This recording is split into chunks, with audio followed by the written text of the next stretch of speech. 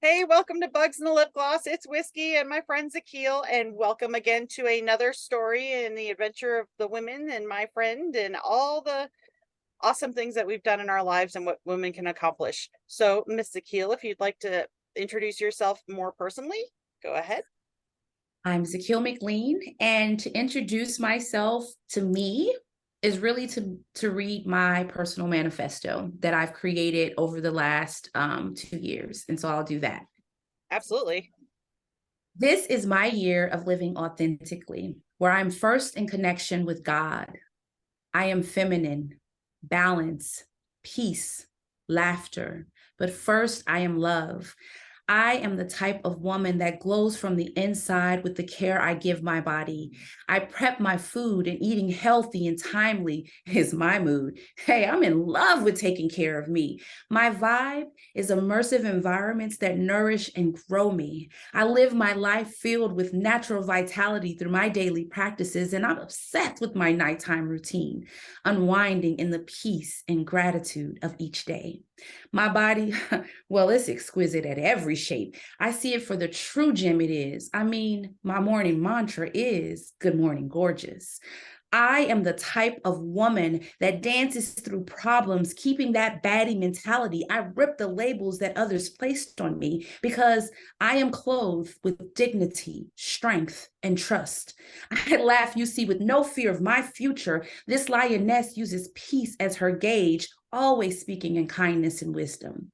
I am the type of woman that is the master of her money, living in overflowing abundance. I know exactly where my money is going and how to grow it. I have the resources and skills to monetize ideas and solve problems that, Whiskey, I'm at the top of my game. I live this life in the glow of peace, the magic of joy, and the flow of energy and love, comfortable with the uncomfortable, inspiring those around me by LTW, letting them witness, not holding myself to impossible standards because I can hold both. You see, I am God's beauty, his royal daughter. And that is to introduce who I am. I've never seen a mic drop at the beginning ever. That is amazing. I was like, oh, like really, seriously, that's amazing. I love you so much. This is why we're friends. I know. And all that is to say too is that I understand and you understand that this was made and birthed, right? It did not start here. This is and I there's a saying I always say is don't compare your beginning to someone else's middle or someone else's end, Yes. right? So, and that's actually the reason, great segue here. That's actually the reason we're having this conversation here today is what in your backstory has, and what have you done, and what have you, where did you come from? What did you have to go through to grow through, right? And what developed to the point of that manifesto? Because we obviously know where you're at now. So honestly, I will say, honestly, I will say, my backstory is I dealt with abandonment issues. And I think a lot of young girls that didn't have a father in the house growing up, or maybe they had a father that left, on some level, even though it wasn't our fault, we felt abandoned. And I know for me, that was my biggest thing. And I used to always be like, oh, I'm fine. I'm good, whatever. And I it don't need wasn't, nobody. thank you. But look, I remember so vividly a guy I used to date telling me, he was like, I feel like I am a painting in the house, in your house. It's nice to have, but it's not necessarily needed. And I'm like, ouch, that stung.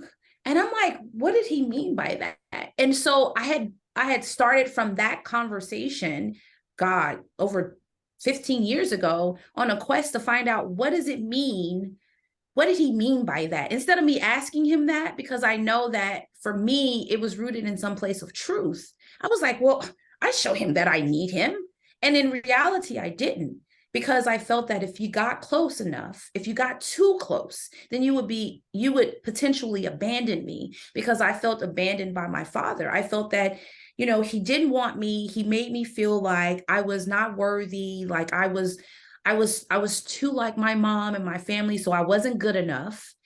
And he didn't know what he was doing. He had his own brand of damage that he was dealing with. But Mm-hmm. it took me realizing that he had his own brand of damage, and that he was living in the beliefs that he had, that those things for me were not true.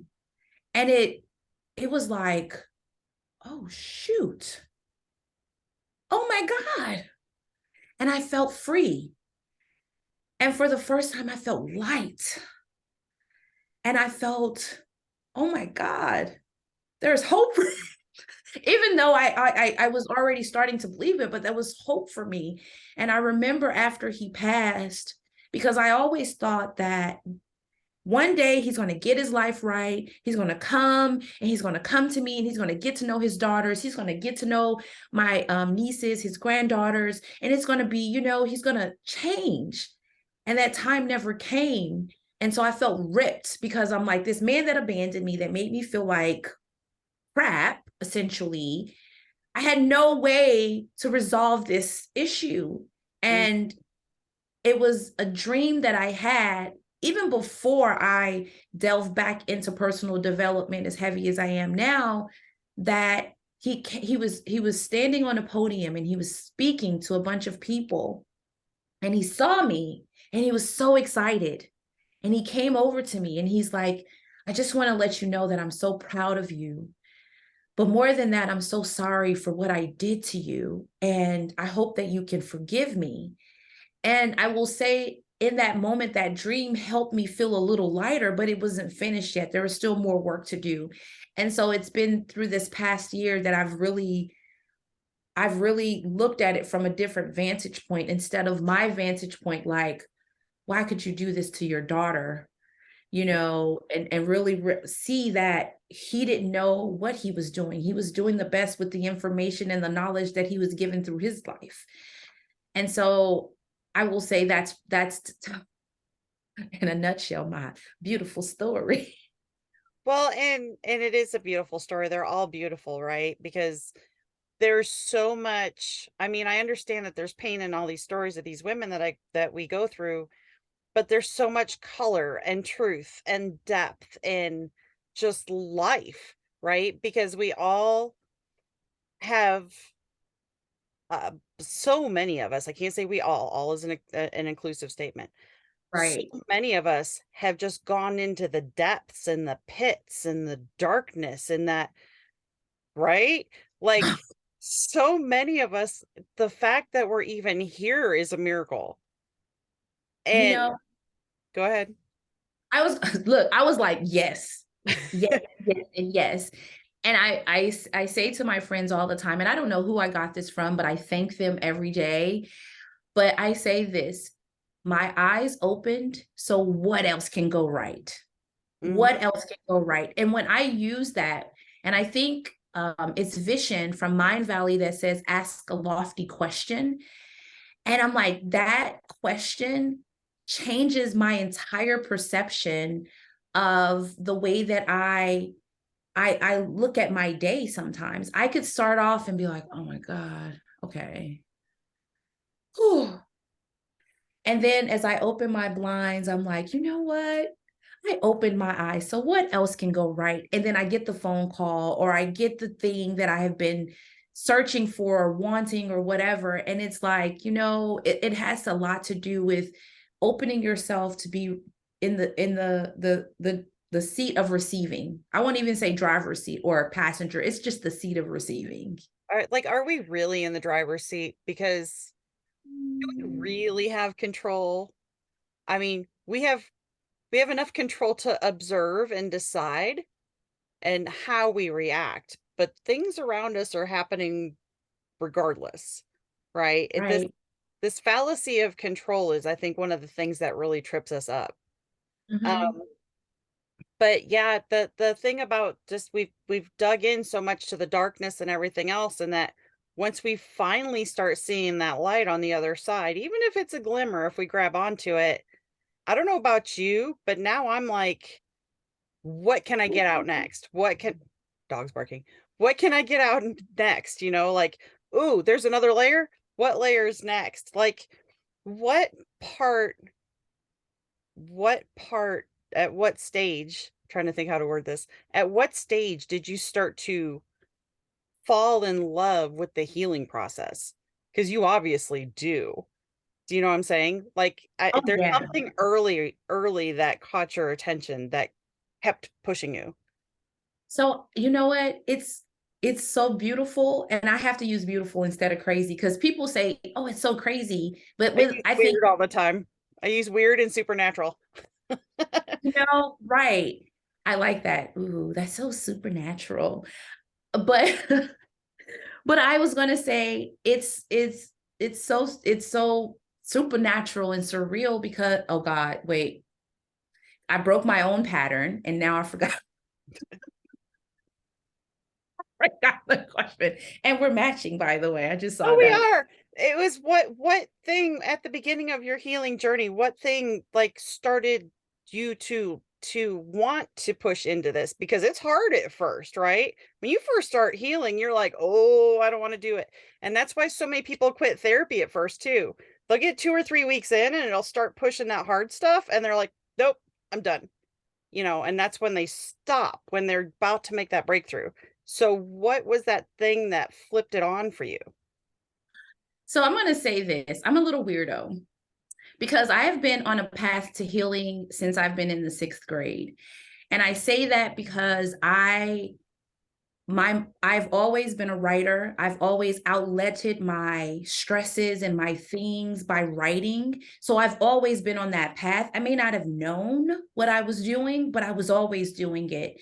It's only until recently, last year, me finding the Tony Robbins world, that I've really dug in deep and like, okay, you know what? No more. This changes now. Like I had enough leverage to say, I'm done. I'm this is the way I'm going to live my life. These are the boundaries, these are the things, and it's all a work in progress. I will never say, oh, it's a-okay. I don't have any more work to do there. It's always a way for me to level up and to level up and to level up or up level. So I would say, to answer your question, always, but then really more last year. Me too. And it's funny because I've been in the Tony world for the last year also, kind of. I can honestly say I remember excuse me, I think we're about the same age, I'm guessing. Um, Yeah. but I remember when my kids were little, and apparently I didn't sleep then either. And Tony used to be on late night TV selling his infomercials, right? And that was Okay. before the advent of all the internet stuff and all the stuff you could get free. So I was soaking up all of that and books and all those things way back then because I knew there was something. I knew Mhm. there was something, and myself also write poetry. I've written books. I always said I was going to be a photographer, a journalist, and a teacher, but I got married and pregnant at 18 to begin with, and that kind of went by the wayside. Then I became a public education teacher, and now that's gone too. And what am I doing? Like video conferencing, educating women, and journaling everything. So I think, and I tell other women this too, is like, if you're going to get out of that that darkness and get out of that mess, you find your purpose and you find your that thing that sparks that light for you, right? And it's usually something, I tell them this all the time, it's usually something from when you were younger. And you just said it again. So I'm like, not that I'm always right, and I'm not always right, but I love that the pattern keeps confirming itself, right? Oh, yeah. So, um, what else might you want to embellish on any of that, or something else you want to say while I'm thinking of a different question? We're both going to stare at the ceiling now. So, healing journey. Oh, God, I can't, like, you put me on the spot. Accept it. That's my job, is to put you on the spot. Before the Tony world, okay, before you got into the Tony world, who was a mentor for you, or did you look up to somebody, or did you have a mentor? Because this is actually a trick question for me. Yeah, so I'm curious. But on that front, I don't think that I really did have a mentor growing up. I saw my mom. She was to me, I used to think my mom was, when I was a kid, I remember growing up, I was like, this mean lady used to just tell me what to do. As I got, as I became a teenager, of course, you know, the rebellious years, one of my friends, her mom took me and her daughter into the room with her oldest daughter having a baby. She thought that it would scare us straight from like having premarital sex. It scared me straight, all right, because I was like, no effing way I'm having something like that come out of my, nope, I'm good. Negative Um, ghostwriter. Negative, totally negative. But what it did do was it sparked um, an appreciation for what my mother endured to bring me into the world. Hmm. And I immediately went home and I gave her a hug and I said, thank you.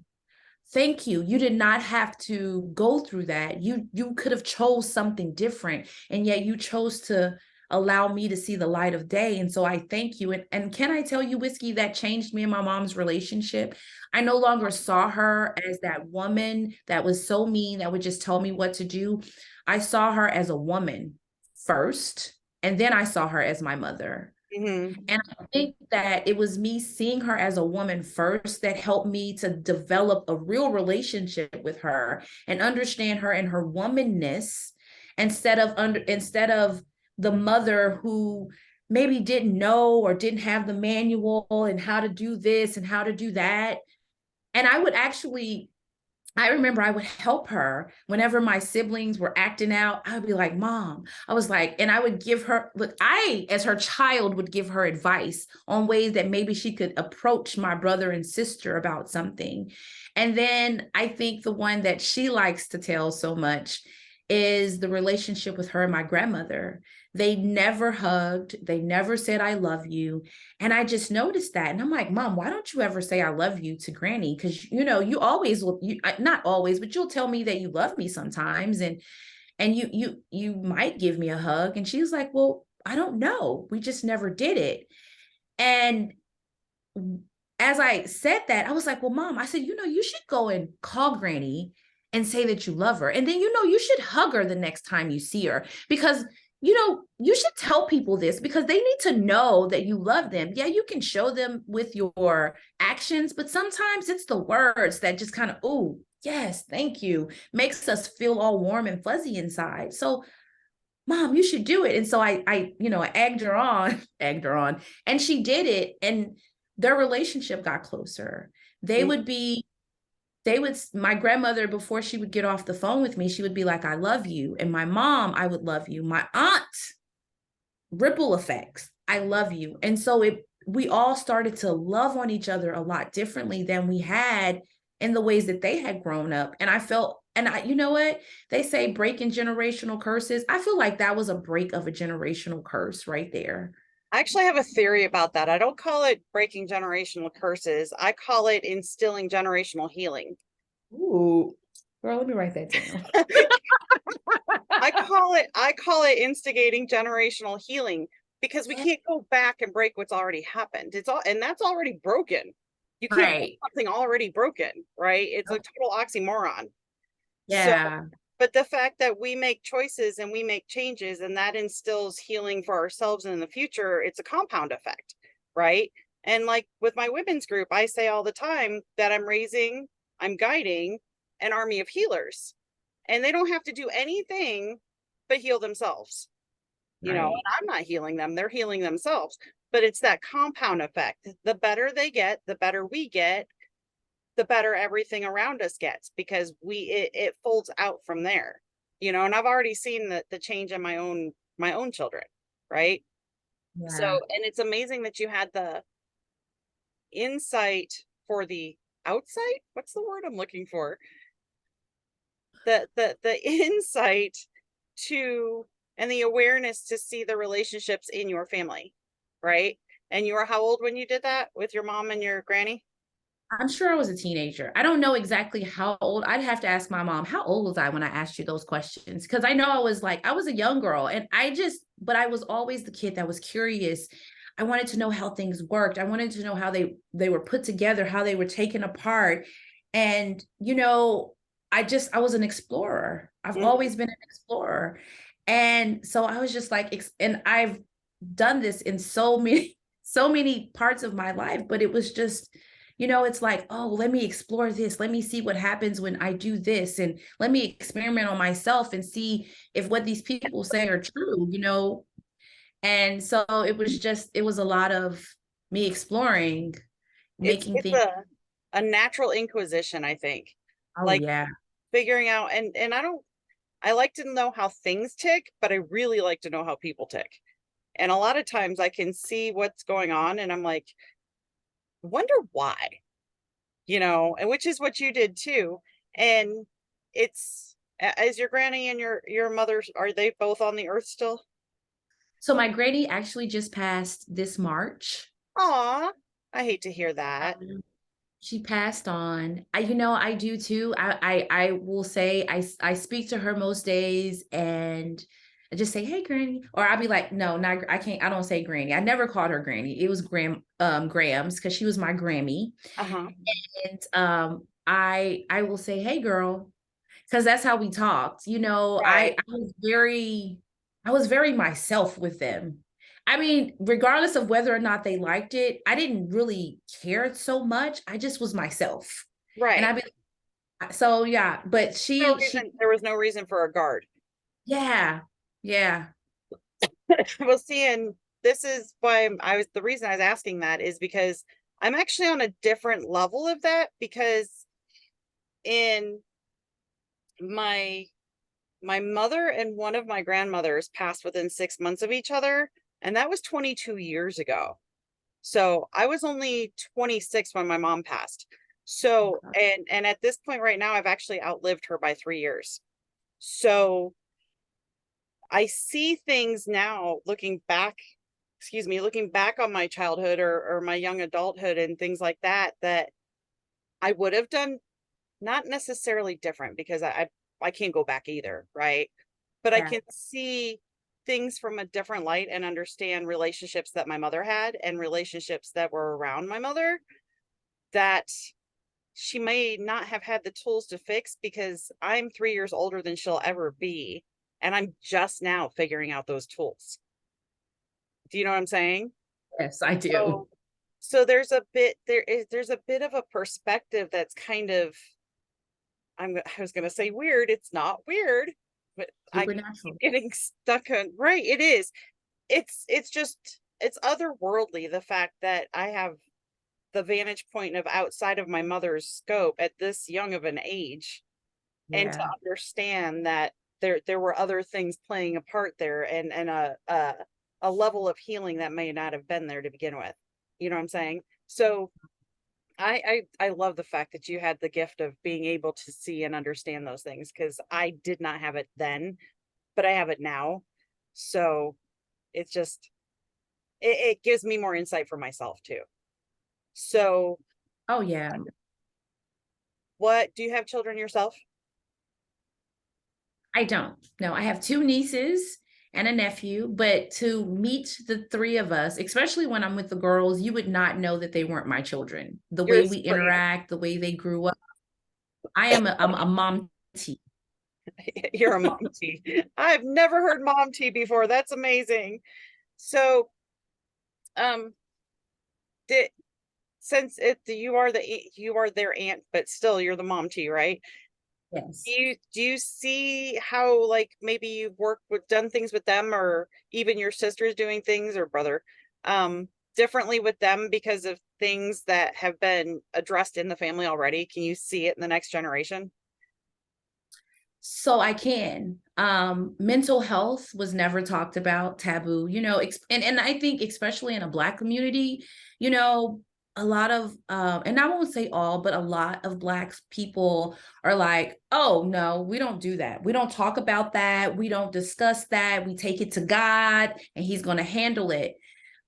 And it's like, yeah, that's true, but you still have to use the avenues that God has provided in order to get to a better perspective, because sometimes us in our own mind will diminish any type of anything that we could have unless we have some guided help at times. Just So because, oh, go ahead. no, go ahead, go I ahead. was gonna say, just because things have always been doesn't mean they should always be. Right. Right. And by the way, white people do the same thing. Like that is not a race thing at all. Like, And you know what? And I think that that's so true. And because I think a lot of people are like, oh no, well, it's you know, we don't do, because even my husband, I'm like, babe, you need to see someone. Oh, I don't do that. I'm like, I'm gonna do that. Don't worry about it. yeah, I spent 7 years in therapy before I started doing the personal development stuff. Like I had to root out some stuff before I could root out the other stuff, right? And nobody can force anybody to do any of that stuff. And then it's the awareness of being okay to do it and be safe in the process of doing it. And I think most people that would admonish somebody for addressing that is because they're afraid of their own. You know, if I tell you you're doing good by addressing your mental health issues, then I should be able to address my own mental health issues. And it's our, Right. and I'm making assumptions, of course, these are all general statements, but Yeah. it's just a societal thing. And then I think at some point this is going to be a little bit edgy, but whatever. At some point, I think we've gotten to a point that we're wearing it as a badge instead of something to heal. Oh, yeah. Oh, yeah. I've heard someone say, well, you know, I'm bipolar. So, and I'm like, And, okay, okay. Well, and that may be a fact. It's not a, it's not it's a a diagnosis. It's not an identity. right. It's a diagnosis. It's a It set is of a diagnosis, not an characteristics that identity. match a book that they put a name to. You know, I am diagnosed with complex PTSD, but that is not who I am. It's a set of Right. characteristics and a set of habits that I work through all the time that I'm working to heal, right? This is the whole mental health aspect of it, but that is not who I am. Oh, And no. and the whole layers thing.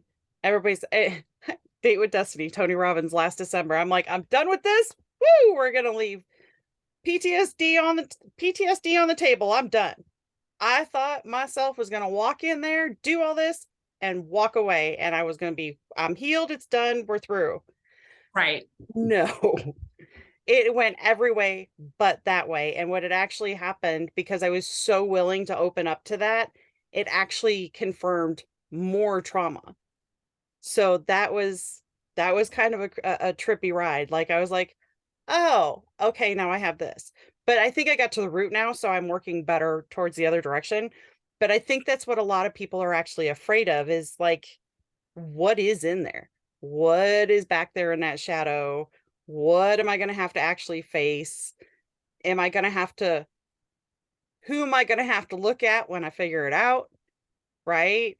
Because in a lot Yes. of these cases, it's somebody related, it's somebody close, there's something that happened either to themselves or to somebody else, something that they witnessed, and it's all been swept under the rug, Yep. right? It's been pushed down in our bodies because that's what we do. And then we wonder why we have so much inflammation, because we've been pushing all of those emotions down in our body. And our body's like, bitch, what are you doing? Girl, no. No, no, let it pull it up. Come on, get it out. Let's Yeah, go. and you get to the point that you pull up so much that you're like, yeah, let's bring on the next one. Let's keep going, because it's so much lighter and there's so much relief Even It when, even when the next level takes you out at the knees again, you come back that much faster. Oh You're yeah, like, most okay, definitely. I've got this part done. I've done this thing so many times. I'm just going to do it again, and I'm going to do it again, and I'm going to do it again. And then other people see us doing that, right? Which is why we're here now.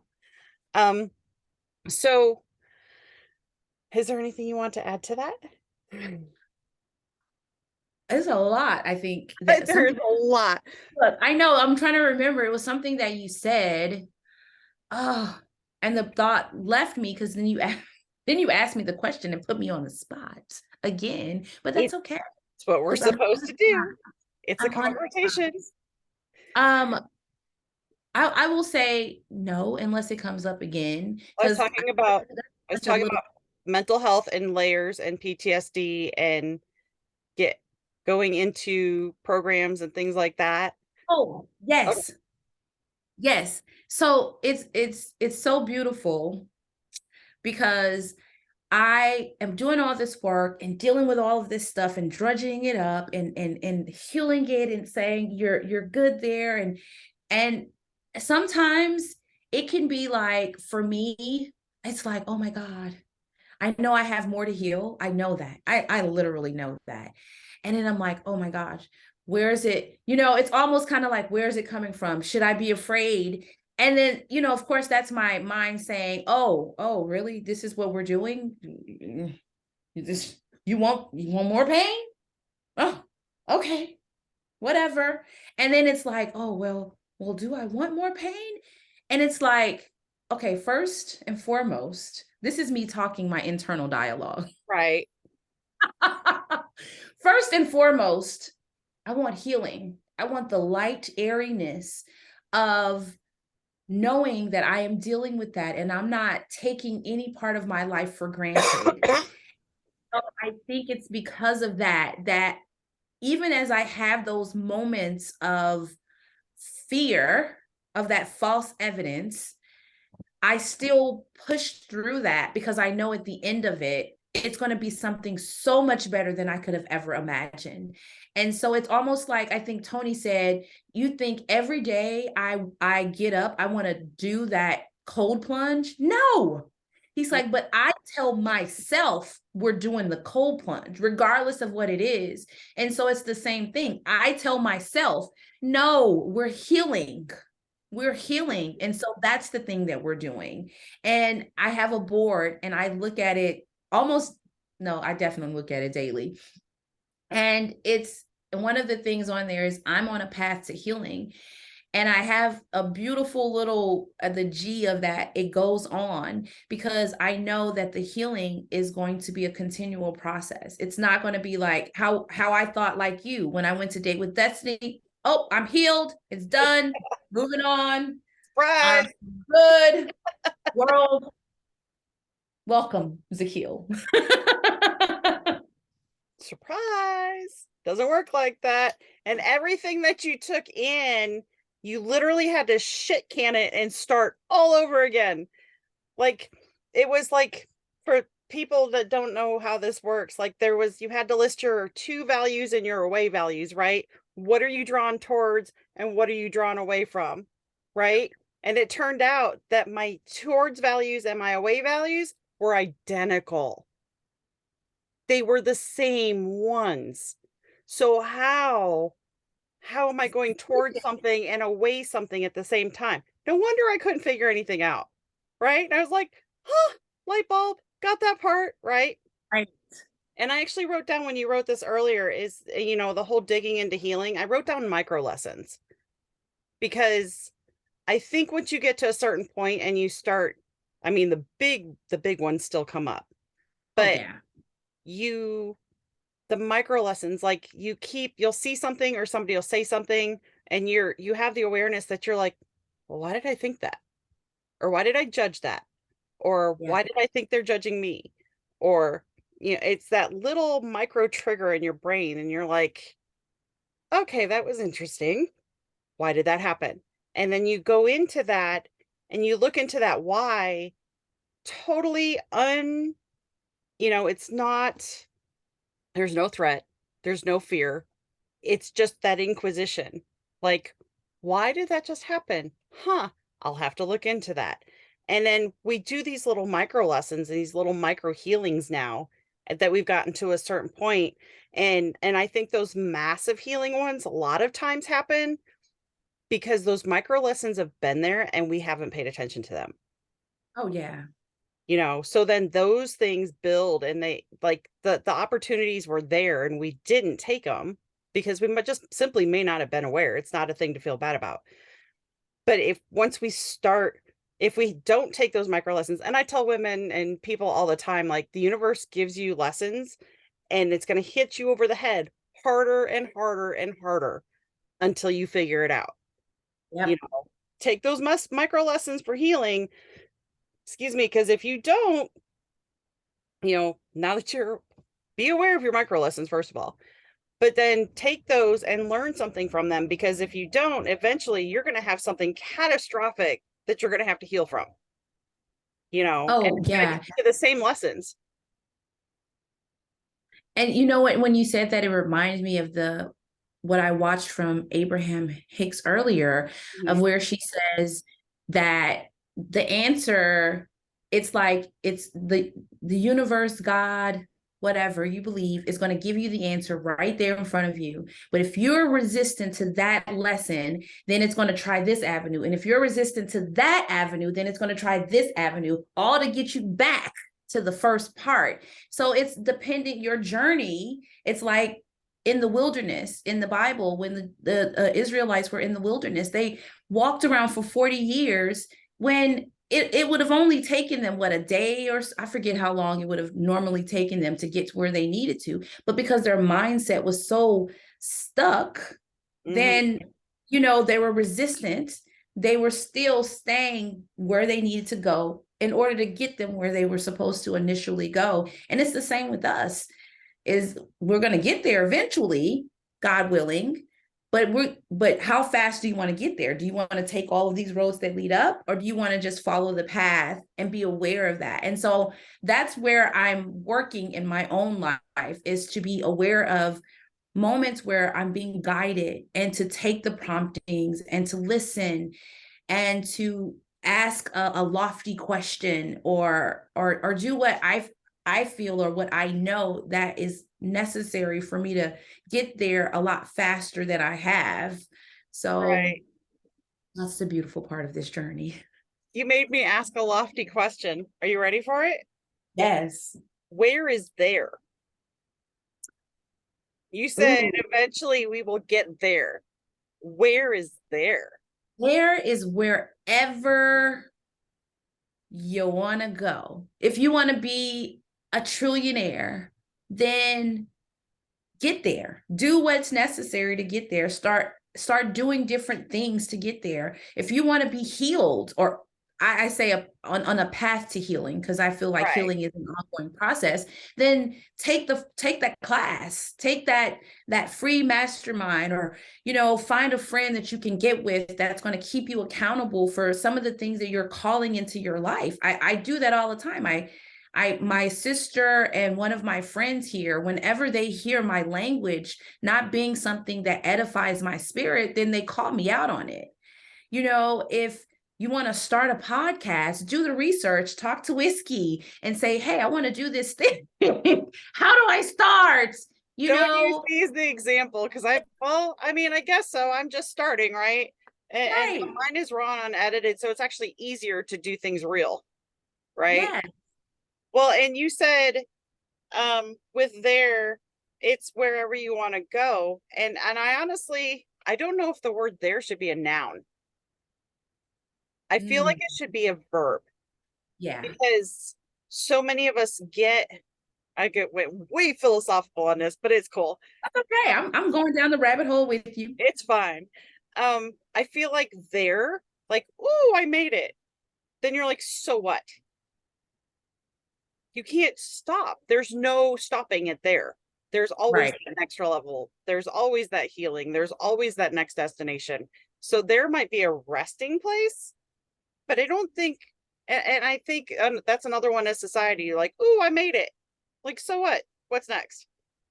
Right? Right. We make, and with myself in motorcycles and nomading and everything else.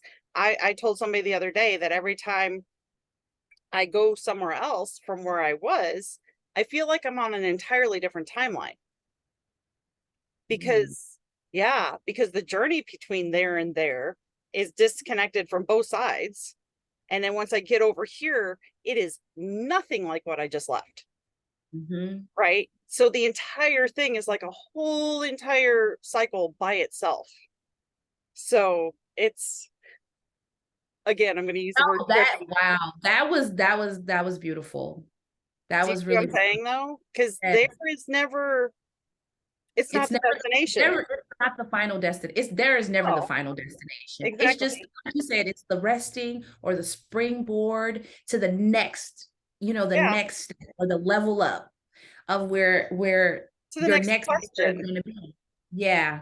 It's the next question. And I've also learned, like, I've changed my path so many times in doing this. For people who come in at a later date, I'm a motorcycle nomad. I should probably fill it in on the video.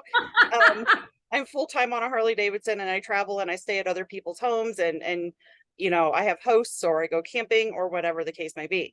So, but like, I that level of freedom is so bizarre. Like, I'll say, oh, I'm going here, and I'll hold on to that for like 2 weeks. And then I'm like, that doesn't make sense. Why am I holding on to that?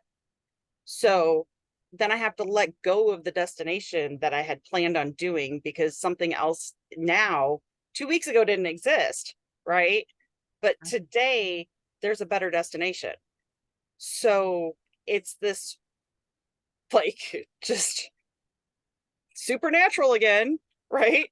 It's this, there's literally, I don't have a word for it. I don't.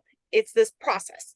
There's a process of this freedom that is so free that you That's trap why it's called yourself. this freedom ride, right? Yes, yes. But it's the process is so freeing that you realize how you trap yourself, right? Mhm. So, and that's me having all this freedom to go and do. Imagine, and I know what it's like to be in one spot and trying to plan, where you want to be in 10 years. I don't know where I'm going to be in 10 days, Right. right? Like, who actually knows where they're going to be in 10 minutes? Are you going to be in your kitchen? Are you going to be in your bathroom? It's all, there's these little crazy program lies that we tell ourselves that my brain is kind of processing through now. So if I seem like I'm crazy, probably, but it's for good reason, right? So Yes. this, and you were talking earlier about the mindset and working through things. You were talking about Abraham Hicks, and the book that popped in my head was Viktor Frankl's a man's desire for meaning. I think that's the name of it. If it's wrong, I'll put it in the show notes so that you can find it. Um, I think that's the title. It might be wrong. But Okay. he is a psychiatrist or psychologist who was in concentration camps. And he wrote a book, A Man's Desire for Meaning. That's what it's called. Okay. He wrote a book and he discussed the different levels of mindset of the people in the camps and which ones survived and which ones didn't. And the ones that you thought were going to go, that they weren't forced off of this earthly plane otherwise, but they just had to survive the conditions, right? And he said they got to the point you could tell who was going to survive and who wasn't based on their mindset. And Mm. it's just, yeah, there's obviously some dark parts to the book because that was a very dark period in our history. But to Right. really, when you're doing personal development and you're really digging into the brain and how those things work, that book was amazing. So yeah, Viktor Frankl's men's, okay, I just lost it again. I just said it a minute And ago. It was desire for meaning. there you go. So that one is really good too. So is there anything else, like, what's next for you?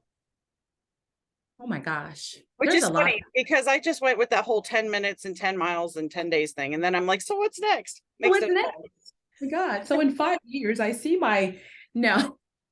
So one of the things that I am doing next is I want to well, I'm gonna eventually do a podcast with one of my best friends.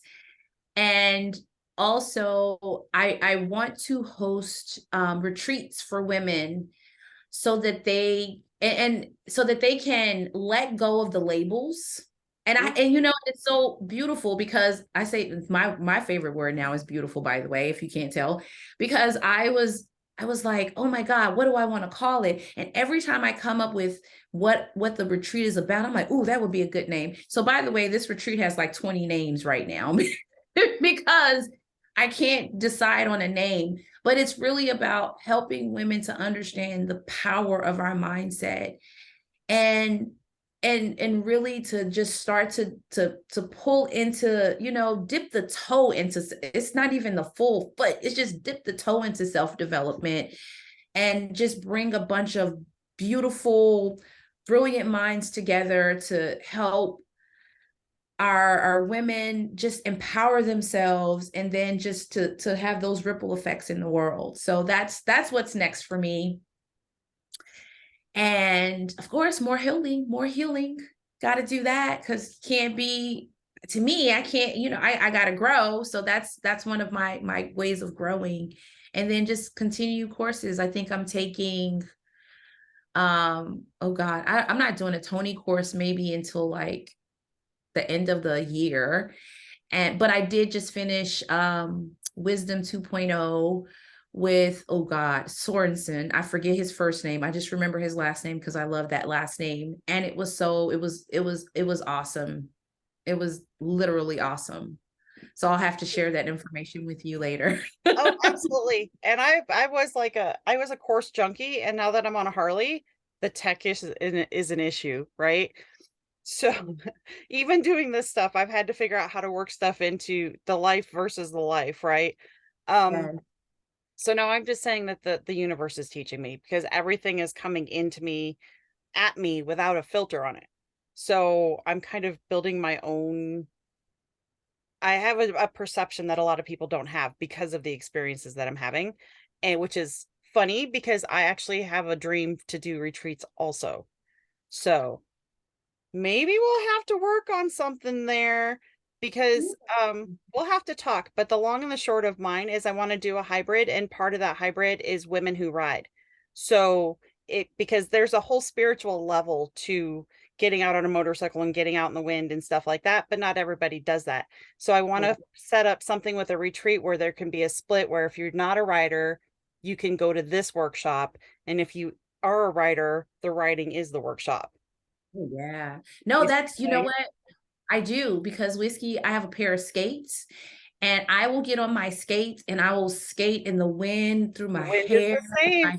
The wind is the same. Oh my God, it is so I can understand the writing because it's like, it's so beautiful. It's just so uplifting and I feel in connection and it's, oh girl. It's so Yeah. Connecticut. It's kinetic, right? Yes.